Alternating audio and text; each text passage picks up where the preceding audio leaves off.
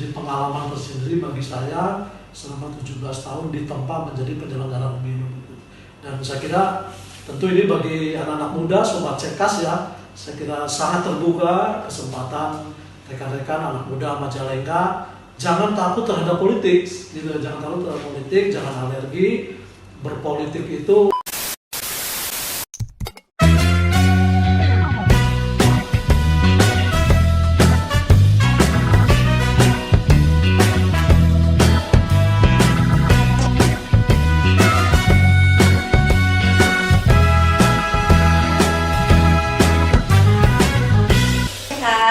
ketemu lagi dengan aku Iin di vlognya KPU Kabupaten Majalengka. Oke Sobat Cekas, sekarang kita bakal ngobrol-ngobrol kembali terkait kepemiluan. Kebetulan sekarang aku udah bersama dengan salah satu komisioner KPU Provinsi Jawa Barat. Selamat siang Pak. Selamat siang, Assalamualaikum. Waalaikumsalam. Ini Pak, ya. Ada pepatah, katanya kalau tak kenal maka tak sayang. Boleh perkenalan terlebih dahulu. Silakan Pak. Boleh. Terima kasih. Assalamualaikum warahmatullahi wabarakatuh. Para sobat Cekas, masyarakat Majalengka yang saya hormati, perkenalkan nama saya Endun Abdul Haq, Komisioner KPU Provinsi Jawa Barat, Divisi Teknis Penyelenggaraan. Kemudian kalau asli saya orang Kuningan yang kebetulan di KPU Jawa Barat ini sudah 2 periode. Sudah cukup lama. Berpengalaman pasti. Insya Allah. Saya kira itu mungkin ya. Nah, oke Pak. Kebetulan kan kemarin di Jawa Barat ada beberapa kabupaten yang udah menyelenggarakan pemilu. Nah, kira-kira dari KPU Provinsi Jawa Barat sendiri, bagaimana tanggapannya melihat pemilu di beberapa kabupaten ataupun kota di Jawa Barat? Karena kan di masa pandemi, kira-kira apa aja tuh ada tantangannya atau perbedaannya terkait pemilu yang sekarang di masa pandemi dibanding yang sebelum-sebelumnya? Silakan Pak. Baik, saya kira ini pertanyaan bagus ya. Tentu sebelumnya tentu saya mengapresiasi dulu KPU Majalengka yang sudah punya kreasi ya untuk menyebarkan informasi ini kepada masyarakat Majalengka, karena tentu salah satu tujuan atau fungsi penyelenggaraan adanya lembaga KPU itu adalah untuk mencerdaskan masyarakat ya dalam keterlibatan berpartisipasi dalam pemilu. Dengan banyaknya informasi ya, tentu mudah-mudahan nanti masyarakat Majalengka tercerdaskan menjadi pemilih yang cerdas atau smart voters. Tentu semakin banyak informasi yang disampaikan oleh KPU Majalengka, masyarakat akan semakin well informed ya, banyak informasi yang tentu dijadikan pertimbangan untuk berpartisipasi dalam pemilu. Nah, khusus yang berkaitan dengan penyelenggaraan pilkada tahun 2020, betul Jawa Barat kemarin ada 8 kabupaten kota yang menyelenggarakan pilkada. Nah, tentu kalau ditanya challenge ya, ditanya tantangan, memang banyak sekali tantangan, apalagi betul saya sendiri di kepemiluan sudah hampir 17 tahun. Sudah banyak lah pengalaman yang saya ikuti ya sejak mengelola pemilu tahun 2004 yang lalu gitu ya. Awal-awal adanya pemilu langsung gitu ya. Jadi salah satu yang membedakan adanya pemilu pilkada dulu dengan sekarang, dan ini menjadi pengalaman pertama ya, apalagi kalau dikaitkan dengan konteks pemilu di Indonesia ini kan sudah 12 kali pemilu dan sudah ratusan pilkada. Saya mengelola pemilu pilkada ini sejak 2004. Memang ini baru yang pertama kali berbeda. Salah satunya adalah tadi di masa pandemi COVID-19 ini. Jadi salah satu yang menjadi tantangan beratnya adalah bagaimana masyarakat pemilih harus beradaptasi dengan new normal. Kebiasaan baru masyarakat yang saya kira ini juga harus menjadi pengetahuan bersama ya, karena kita tahu pemerintah juga memprediksi COVID-19 ini kan belum tahu kapan berakhirnya kan begitu ya. Nah, siapa tahu barangkali nanti pemilu 2024, pilkada 2024 yang akan datang, COVID-19 ini masih ada. Jadi tantangan yang cukup berat kemarin adalah salah satunya adanya penerapan protokol kesehatan yang harus dipatuhi tidak hanya oleh penyelenggara KPU, Bawaslu ya, seluruh jajarannya sampai ke tingkat bawah, tetapi pemilih juga, kemudian juga peserta juga, masyarakat juga dan lain-lain. Nah, karena ini kebiasaan baru, tentu tadi tantangannya cukup berat. Bagaimana masyarakat supaya dibiasakan dengan new normal ini, dengan kebiasaan baru ini dalam penyelenggaraan pilkada. Jadi itu yang saya yang paling berat. Di samping tentu adalah tantangan-tantangan di setiap tahapan, ya, mulai tahapan pada ad hoc, kemudian pencalonan, putarli, pemungutan suara, kampanye dan lain-lain. Jadi setiap tahapan itu tentu ada tantangan tersendiri, apalagi dikaitkan dengan COVID ini. Sebelumnya tentu saya mengapresiasi dulu KPU Majalengka yang sudah punya kreasi ya untuk menyebarkan informasi ini kepada masyarakat Majalengka, karena tentu salah satu tujuan atau fungsi penyelenggaraan adanya lembaga KPU itu adalah untuk mencerdaskan masyarakat ya dalam keterlibatan berpartisipasi dalam pemilu. Dengan banyaknya informasi ya, tentu mudah-mudahan nanti masyarakat Majalengka tercerdaskan ya, menjadi pemilih yang cerdas atau smart voters.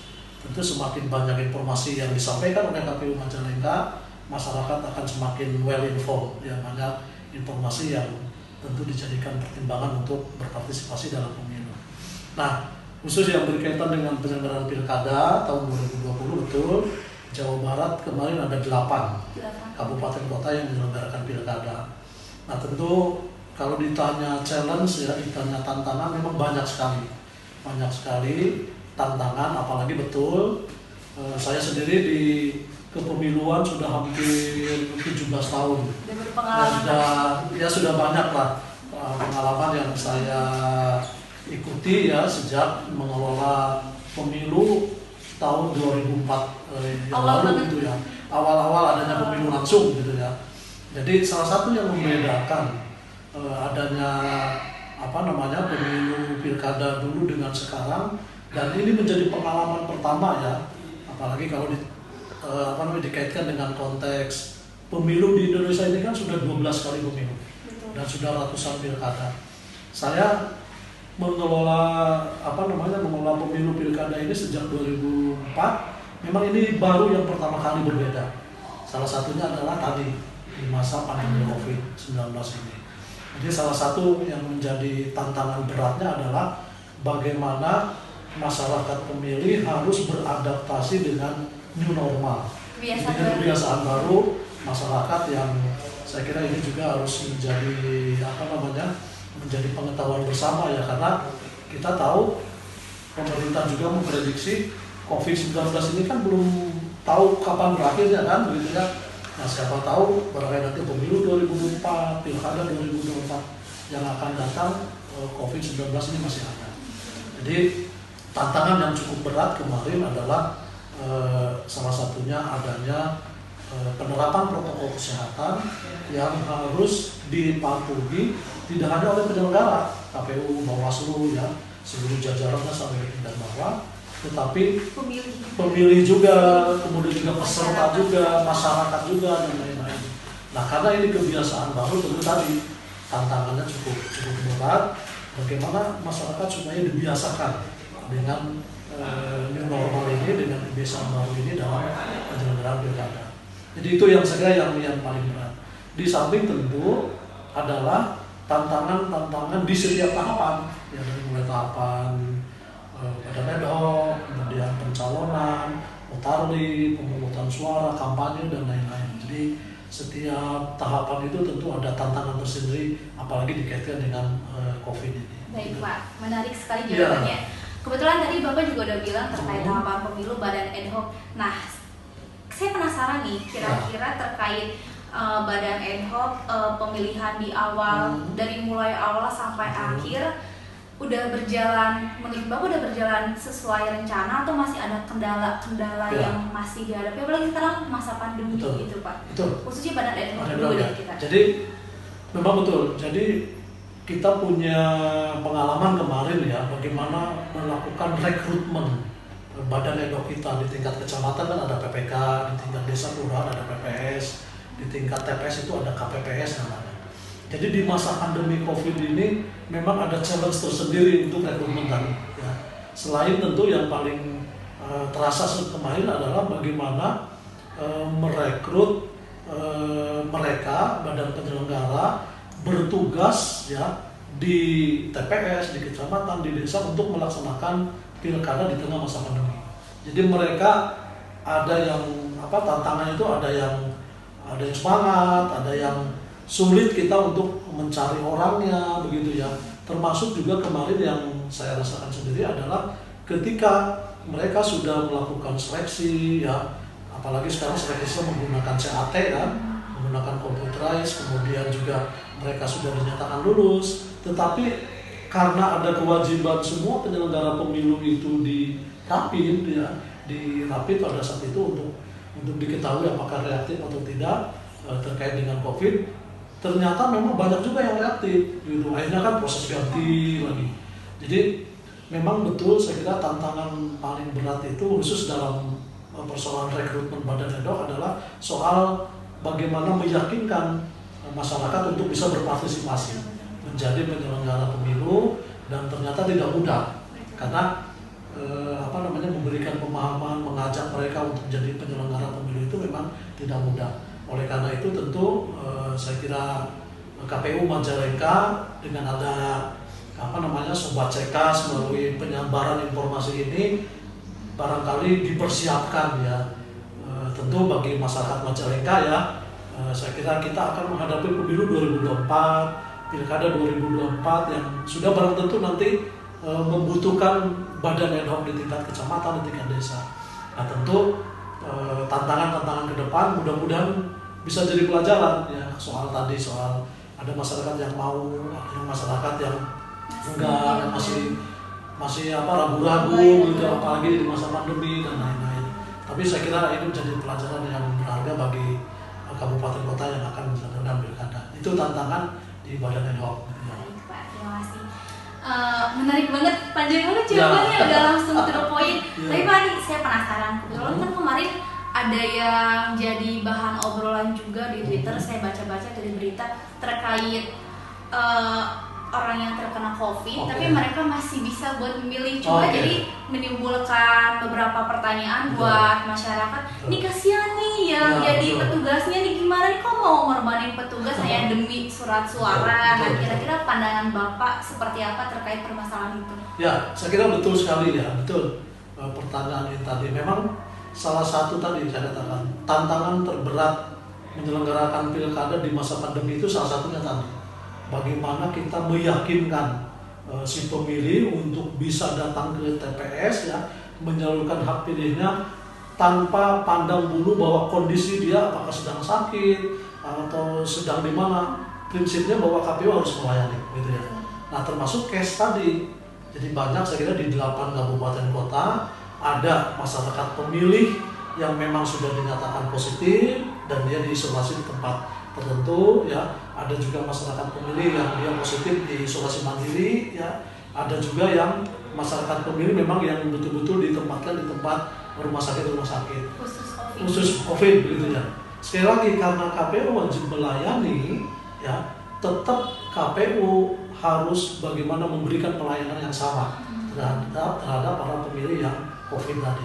Akhirnya apa dalam prakteknya? Jadi di setiap TPS ya kami siapkan alat pelindung diri yang lengkap. Jadi seperti pengalaman kemarin bagi petugas KPPS yang melayani para pemilih COVID tadi itu disiapkan baju hazmat di setiap TPS. Kemudian juga di setiap TPS disiapkan hand sanitizer, ada sarung tangan, kemudian rapi juga sebelumnya dan lain-lain. Jadi khusus menanggapi pertanyaan bagaimana melayani para pemilih yang COVID-19, jadi tetap kami melayani dengan menggunakan protokol kesehatan yang cukup ketat.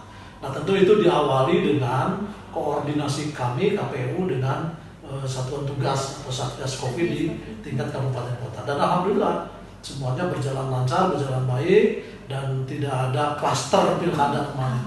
Saya kira itu menjadi sebuah pelajaran ke depan ya, karena ke depan juga sepertinya COVID masih ada begitu ya, tapi kita berdoa semoga cepat selesai. Amin. Baik Pak, menarik banget nih. Ya. Kalau tadi kan kita udah ngobrol-ngobrol terkait kepemiluan.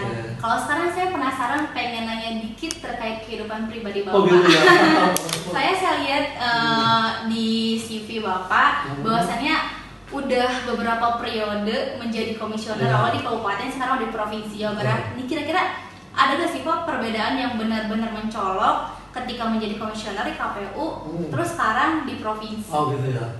Ya, jadi saya kira saya selalu bersyukur begitu ya, diberikan kesempatan untuk menjadi penyelenggara pemilu di tingkat kabupaten selama 2 periode, berarti hampir 10 tahun, termasuk di provinsi sekarang periode kedua. Jadi saya dulu tahun 2003 itu menjadi anggota KPU Kabupaten Kuningan, divisi sosialisasi sampai 2008, kemudian 2008-2013 periode kedua menjadi ketua KPU Kabupaten Kuningan. Kemudian 2013-2018 kemarin menjadi anggota KPU provinsi, sekarang 2018-2023 menjadi masih di provinsi periode kedua. Tentu kalau ditanya pengalaman dan lain-lain, saya kira banyak hal yang sangat-sangat berharga dan menghiasi kehidupan saya secara pribadi. Tetapi ada satu yang sangat menarik sebenarnya. Di KPU itu kan kalau lihat ini Sobat Cekas ya, KPU itu kan sebenarnya posisinya ada di tengah dari orang yang sedang berkompetisi, ya kan, dari lembaga yang sedang berkompetisi. Yang namanya berkompetisi itu kan tidak bisa dilepaskan yang namanya konflik. Nah, KPU ada di tengah-tengah. Nah, yang menjadi challenge terberat bagi saya khususnya ini selama hampir 17 tahun menjadi penyelenggara pemilu adalah bagaimana memposisikan kita sebagai penyelenggara pemilu harus betul-betul menjaga independensi dan integritasnya. Harus netral. Harus netral gitu kan. Dan ini luar biasa tantangannya gitu ya. Dan saya kira ini menggembleng kita semua, khususnya saya pribadi, bagaimana mengelola, berkomunikasi dengan banyak orang, dengan banyak pihak ya, yang tentu salah satu tujuannya ya mensukseskan penyelenggaraan pemilu dan pilkada gitu. Ini menjadi menurut saya menjadi pengalaman tersendiri bagi saya selama 17 tahun ditempa menjadi penyelenggara pemilu gitu. Dan saya kira tentu ini bagi anak-anak muda Sobat Cekas ya, saya kira sangat terbuka kesempatan rekan-rekan anak muda Majalengka, jangan takut terhadap politik gitu, jangan takut terhadap politik, jangan alergi. Berpolitik itu saya kira bisa santun, bisa beretika, bisa berpartisipasi dalam pemerintahan, ya dalam membangun demokrasi dan caranya ya Pak. Dengan caranya masing-masing gitu ya. Dan saya kira anak muda Kabupaten Majalengka juga bisa berpartisipasi menjadi penyelenggara pemilu begitu. Harus Pak. Harus. Oke Pak, ini terakhir nih Pak. Ya. Kira-kira karena mumpung lagi jalan-jalan ke Majalengka, KPU Majalengka, boleh Pak kesan-pesannya atau hal apa aja sih Pak yang pengen disampaikan untuk KPU Kabupaten Majalengka supaya lebih baik lagi atau apapun itu? Silakan Pak. Baik, saya kira tentu sekali lagi saya mengapresiasi KPU Majalengka sekarang ya periode 2018-2023 yang dikomandani oleh Pak Agus ini ya. Saya kira saya melihat Majalengka ini ada perubahan total gitu ya. Pertama saya melihat dari sisi fasilitas sarana prasarana. Sekarang ada gedung yang baru ya. Tentu gedung yang baru ini bisa memberikan semangat, spirit untuk bekerja, melayani partai politik, melayani masyarakat, melayani siapapun, harus lebih service excellence begitu ya. Harus excellent service, lebih prima melayaninya gitu ya. Sehingga tentu ini menjadi spirit, semangat teman-teman KPU Majalengka untuk mempersiapkan perhelatan pemilu yang akan datang gitu ya. Nah, kemudian yang kedua tentu pesan saya ke teman-teman KPU Majalengka menjelang pemilu 2024. Ya, pemilu 2024 itu mungkin juga para Sobat Cekas, para masyarakat Majalengka, pemilu 2024 itu terbayang nanti memang kerjanya luar biasa. Serentak karena tahun 2024 ada 2 pemilu ya ada pemilu di bulan Februari atau Maret untuk memilih 5 kota, memilih presiden, memilih DPR, DPD, DPRD provinsi, DPRD kota, sama dengan pemilu 2019. Nah itu bulan Februari atau Maret gitu ya. Nah ada di bulan Novembernya, yaitu untuk memilih bupati dan wakil bupati serta gubernur dan wakil gubernur kalau di Jawa Barat ya. Jadi itu 2 event yang cukup besar ya, yang dilaksanakan dalam tahun yang sama 2024. Jadi oleh karena itu tergambar tantangannya luar biasa, challenge-nya luar biasa, beban kerjanya luar biasa. Nah oleh karena itu saya menyarankan ke teman-teman KPU Majalengka, saya kira dari mulai sekarang harus banyak menyiapkan berbagai hal tentu untuk menghadapi beban berat pemilu 2024 itu. Apa saja? Yang pertama adalah kesiapan sumber daya manusia. Jadi SDM yang ada di KPU Majalengka, baik itu komisioner, sekretariatnya itu harus di capacity building, ya. Kapasitas, profesionalitasnya, integritasnya harus dibangun. Tentu saya kira banyak cara ya, dengan cara berdiskusi, dengan cara seminar atau banyak cara begitu untuk membangun kapasitas sumber daya manusia penyelenggara pemilu di KPU Majalengka. Kemudian yang kedua tentu harus mengefektifkan komunikasi dengan para pemangku kepentingan ya, dengan partai politik, dengan pemerintah daerah, DPRD, tokoh masyarakat, tokoh agama, tokoh adat, dengan kelompok-kelompok civil society, LSM dan lain-lain, termasuk juga partai politik, agar terbangun kesamaan informasi dan kesamaan visi persepsi menjelang pemilu 2024. Karena tentu kalau dipersiapkan dari sekarang, well prepare begitu ya, komunikasi sudah terbangun, saya kira pemilu 2024 di Majalengka bisa akan lebih bagus dan lebih siap. Termasuk juga saya kira yang ketiga adalah memitigasi. Jadi memitigasi itu memprediksi masalah-masalah yang akan terjadi nanti di 2024, kemudian kira-kira mempersiapkan solusinya dari sekarang gitu ya. Kayak tadi misalnya Februari Maret itu coblosan, berarti kan harus ada badan ad hoc KPPS. Nah kemudian November dia coblosan lagi, kan ada kekhawatiran ini nanti KPPS pada nggak mau, ini di bulan Februari aja bebannya berat, apalagi nanti di November kan begitu. Nah karena kekhawatiran itu, misalnya problemnya itu, berarti dari mulai sekarang teman-teman KPU Majalengka memitigasi, oh berarti nanti sulit rekrutmen KPPS, oh berarti dari mulai sekarang dibangunlah namanya ada sekolah demokrasi ataupun kursus demokrasi, ada relawan demokrasi, sehingga nanti pada saat rekrutmen badan ad hoc itu masyarakat Majalengka yang berminat menjadi penyelenggara sudah siap gitu ya. Di samping tentu memitigasi setiap tahapan ya, setiap tahapan itu kan pasti ada masalahnya, pasti ada problem yang bisa mengevaluasi dari perjalanan pelaksanaan pemilu sebelumnya di Majalengka. Jadi saya kira itu 3 pesan tadi, mudah-mudahan itu bisa dicermati, bisa disiapkan, dan saya yakin dengan formasi teman-teman KPU Majalengka sekarang, penyelenggaraan pemilu di Majalengka termasuk pilkada nanti, pemilihan bupati dan wakil bupati di Majalengka bisa berjalan dengan baik, demokratis, aman dan lancar. Saya kira itu. Baik Pak, terima kasih. Sama-sama. Udah menarik banget obrolan terkait pemilu pilkada tahun 2020 juga. Oke Sobat Cekas, kita cukupkan saja vlog hari ini, soalnya kalau nggak dicukupkan nggak akan selesai-selesai Pak. Banyak banget obrolannya. Sebelum saya ucapkan terima kasih yang telah meluangkan waktunya di vlog hari ini bareng sama teman-teman KPU Kabupaten Majalengka juga. Jangan lupa untuk terus tonton terus video-video kita di channel KPU Kabupaten Majalengka. See you. See you, terima kasih. Nah, jangan lupa untuk like, komen, dan subscribe YouTube channel KPU Kabupaten Majalengka, dan jangan lupa juga untuk terus ikuti dan follow media sosial KPU Kabupaten Majalengka. Sampai jumpa.